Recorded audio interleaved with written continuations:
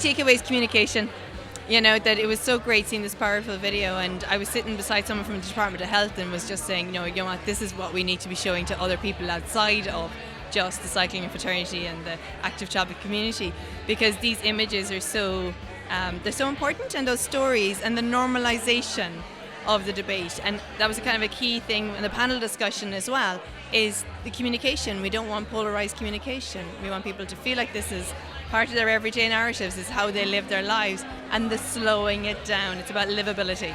It's not about getting in that movement and that balance of movement in place, and it's a difficult balance to strike, but we need to focus on that. Looking at the film, one of the major kind of the initial moving factors in the Netherlands was about space for children to play, like having been taken up by cars.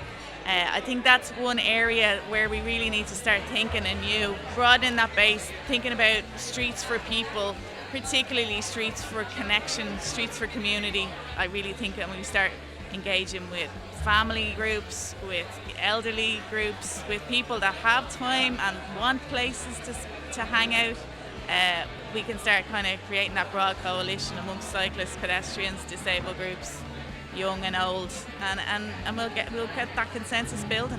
I suppose the Netherlands is like a unique context, but there are a lot of things that happened on the political and social spectrum that created a lot of changes to the infrastructure over time, and that it wasn't built overnight as a cycling nation. It did take decades in some cases, but there was a critical mass of people who turned over to cycling, and a critical accumulation of policy and planning measures that happened at the same time with the culture changing. In Dublin, it's really good to have an event like this, because it gives people the imagination to try and think of what could be otherwise. And I thought particularly the documentary evidence in the documentary, the videos and the actual visuals of the past show how things have changed over there, and sometimes that speaks a lot louder than words can ever speak, really.